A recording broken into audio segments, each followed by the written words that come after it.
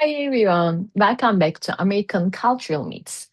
Today's episode is actually inspired by a comment I received from one of you. A viewer asked me something very interesting. Why do I talk so much about American culture, but not very often about Turkish culture? And I thought that was a very fair question. The simple answer is that my academic background is in American culture and literature. So naturally, when I create academic content, I tend to return to the field I have studied, taught, and researched for years. But then the viewer said something else that stayed with me. They said they would be interested in hearing about the literature and philosophy connected to Turkey, and they mentioned Epictetus. And I thought maybe I don't have to choose between the two. Maybe comparison itself can become the subject. So today, instead of looking only at American cultural myth, I want to put American culture into conversation with Turkish culture. And I want to begin with something we discussed in the previous episode, individualism. Last time I asked whether America really is the land of individualism.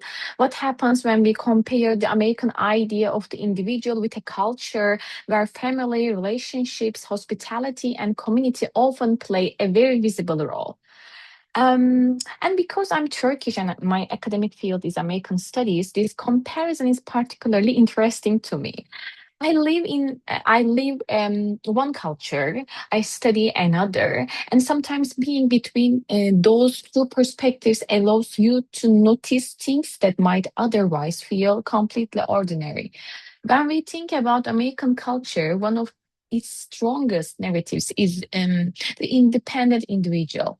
The person who leaves home, builds a career, creates a new identity, moves somewhere new, makes their own decisions, makes their own like lifestyle, becomes in a sense self-made. We see this everywhere in American culture, literature, cinema, popular culture, advertising, even everyday language. There is something deeply attractive about the idea that your life belongs to you, that you can reinvent yourself, that your background doesn't have to determine your future. Of course, Turkey is incredibly diverse. And I don't want to reduce an entire culture to one characteristic. But relationships often occupy a very central place in everyday life. Family matters, neighbors matters, guests matters, eating together matters, calling someone matters, checking whether someone arrived home safely matters, and sometimes even decisions that we imagine as completely individual become relational. Where will you live? What will you study? Who will you marry? What kind of career will you choose? These decisions belong to the individual, of course, but very often there are other voices around the individual: family, relatives, community expectations. And I think this creates a fascinating cultural difference. In one cultural imagination, freedom can mean I can make my own decision. In another, a meaningful life may also involve how does my decision affect the people I belong to? Neither question is automatically better. They are simply different ways of imagining the self, I know. And this brings me to something I find especially interesting. When we say identity, we often imagine something inside us. Who am I? What do I believe? What do I want? But identity is also relational. Um, we become ourselves through other people, through language, family, memory, place, education, stories, even food. So perhaps the completely independent individual is itself a cultural myth, because none of us actually creates ourselves alone. Even the most independent person carries hundreds of relationships within them. And this is where the weaver's reference to Epictetus becomes interesting. Epictetus was born in Hierapolis in the first century CE, an ancient city located in what is now Turkey. Of course, it would be historically inaccurate to call him Turkish in the modern national sense. The modern nation state didn't exist. But I still find his geographical connection to Anatolia fascinating because it reminds us the land we call now Turkey has been home to many civilizations, as you know, like languages, religions, and philosophical traditions. And I think this is something worth emphasizing when we talk about Turkish culture. Culture is never one thing. It has layers.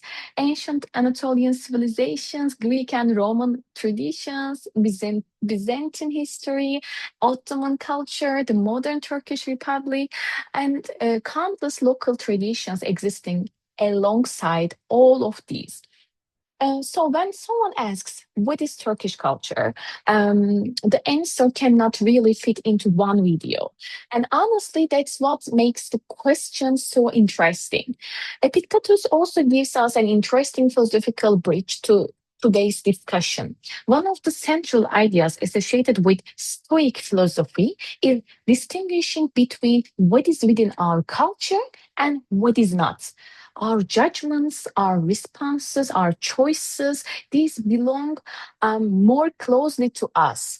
Other people's opinions, not entirely. External circumstances, often not. And when I think about this idea alongside American individualism, something interesting happens. Both seem to value personal agency, but they don't necessarily define freedom in exactly the same way.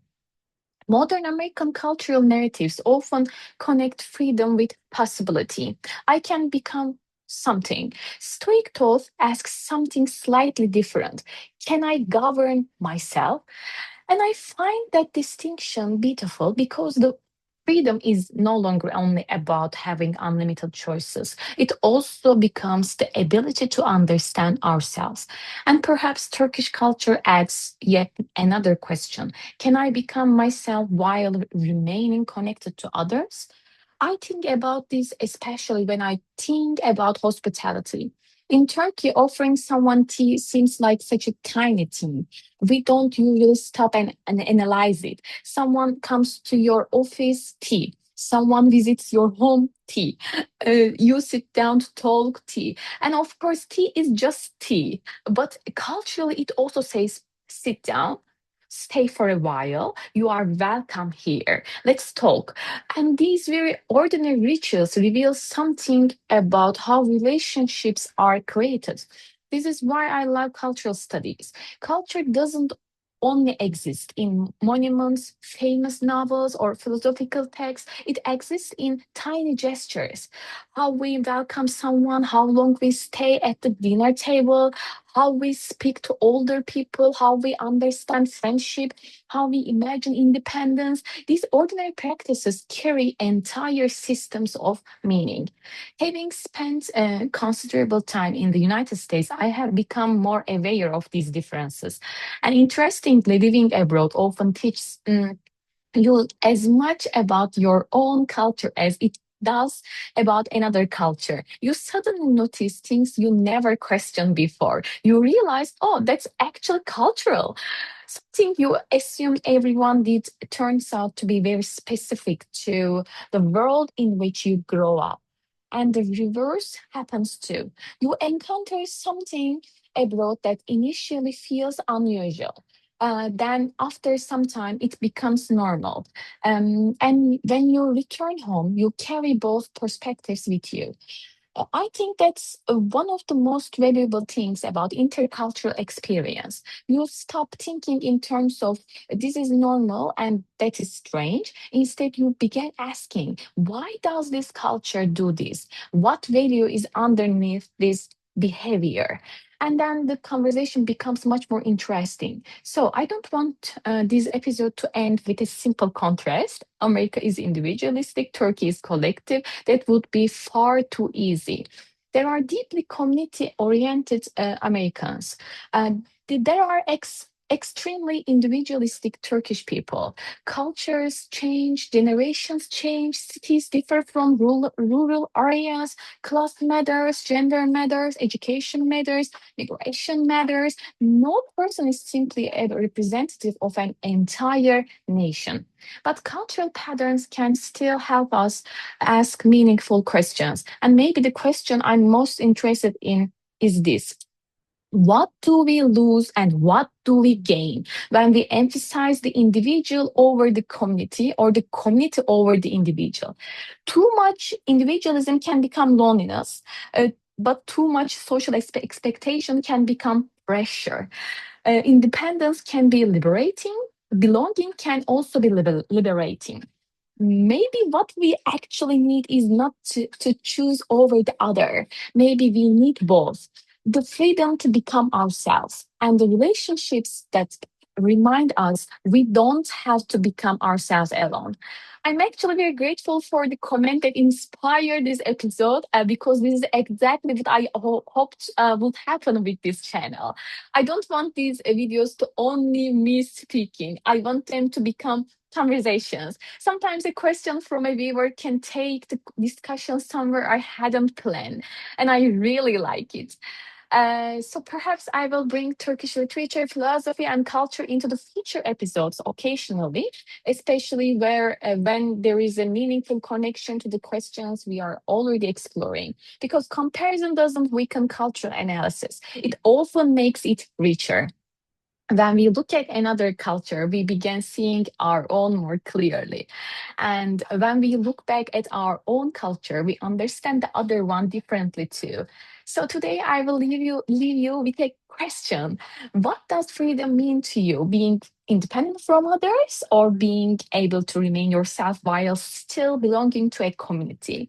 I would genuinely love to hear from you, like your thoughts. Thank you for inspiring today's conversation, and thank you for joining me for another episode of American Cultural Mix. And I'll see you in the next episode.